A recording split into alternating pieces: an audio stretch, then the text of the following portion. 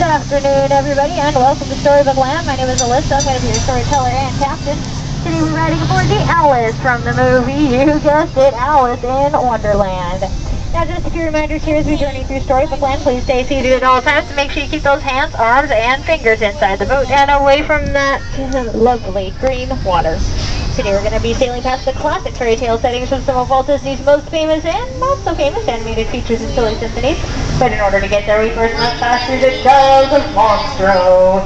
Don't worry though, Monstro's the very same whale who swallowed Geppetto and Pinocchio. Lucky for us, Pinocchio was a smart little woodshead, and he lit a fire in here that made Monstro sneeze so hard that he blew his tail right off. I know that's quite a whale of a tail. It's a little hard to swallow, but there you have it, folks. Our very own special entrance into Storybook Land. Now, just around the bend on the left is the cave of the Big Bad Wolf. He spends most of his time trying to figure out how to cross the canal to the homes of his favorite dinner guests, the three little pigs. There's Piper Pig's house built of straw, Fiddler Pig's house built of sticks, and the aptly named Practical Pig who built his house out of 100% wolf-proof bricks. Looks like the Big Bad Wolf will have to make some other dinner plans for tonight. Now, coming up on the left is the English village where Alice lives. She spends many a golden afternoon down by that watermill, daydreaming about a world of her own. If you look up the cobblestone walkway, you can see the mailbox of the White Rabbit. Just beyond it in that cluster of rocks is the burrow that Alice followed him into, beginning her adventures in Wonderland. And to your right in the center of the canal is London's famous Kensington Gardens, with a little help from Peter Pan and Tinkerbell, and a lot of faith, trust, and pixie dust. Wendy, John, and Michael Darling flew right over this very spot on their way to Neverland, where they met the nefarious Captain Hook and his band of pirates. Straight ahead is Agrabah, city of mystery and enchantment. I do need her to have a seat, okay? Needs to be sitting down, okay? Thank you. That magnificent Sultan's Palace overlooks the busy marketplace where Aladdin and the Princess Jasmine met for the very first time. And Aladdin, being the street rat that he was, stole Princess Jasmine's heart. Oh. We're now traveling beneath the very same twinkling arches that Aladdin and Jasmine flew under when they took a magic carpet ride into a whole new world. And if you wave at the wild animals and monkeys on their way to the circus, they just might wave back. If they do, they're trained. Alright, everybody, keep those hands and arms inside the boat. Don't touch anything because we are about to enter the Cave of Wonders. Ooh! Oh! As Aladdin and Abu discovered, this cave holds one treasure more precious than all the rest. A magic lamp complete with its very own genie. Now, the genie has phenomenal cosmic powers, but as you can see, quite an easy living space.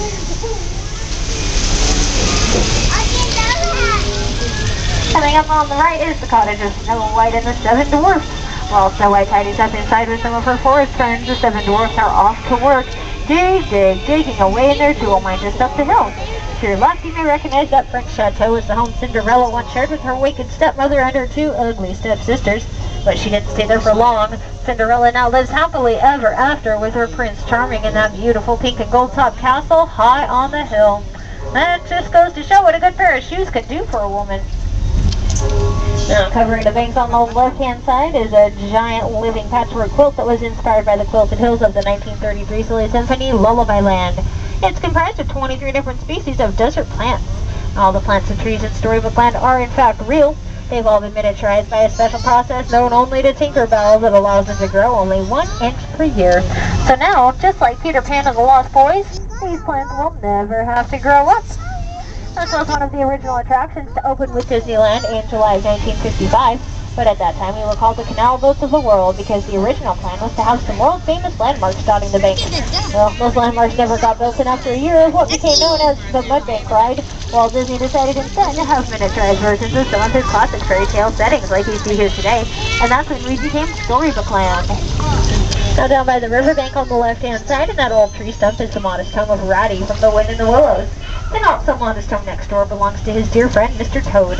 Well, it doesn't look like Toadie's in right now, though. He's probably off on a wild ride to nowhere in particular. I hope he doesn't get his car towed again. He's already had his license revoked. Now bordering the canal on the left are 3 Dutch windmills. The mill in the center was made famous in the 1937 Silly Symphony, the old mill for sheltering the local animals during a terrible winter storm. And beneath those snow-covered mountains is the Alpine village where Pinocchio lives. It was in that wood carving shop by the riverbank where Geppetto wished upon a star, and the little wood puppet Pinocchio was first brought to life. Beneath this village on your left is where Sebastian encouraged Eric to give Ariel that magical kiss that would transform her into a human forever. And anchored in the bay to the right is the very same ship that Prince Eric sailed when the Little Mermaid Ariel first laid eyes on him. Ariel could finally achieve her dreams, traded in her tail for a pair of legs, and became a part of our world. Ariel and Eric now live together in that beautiful castle overlooking the sea. And if you look carefully through the waterfall on your left, you can catch a glimpse of King Triton's underwater palace. It was here that Ariel grew up, and it's still the home of her family and her best friends, Flounder and Sebastian. As our journey through Storybook Land comes to an end, I'd like to remind those of you on the dock side, especially to watch those hands and fingers as we pull up to the dock. And you remain seated until my count of 3 when we'll all stand together for balance, so that we don't take our own little trip under the sea. I've enjoyed having all of you aboard. I hope you'll come back to visit us again soon. And in the meantime, I hope you enjoy the rest of your stay here at Disneyland. As for me, well, I had so much fun. I think I'm going to go again.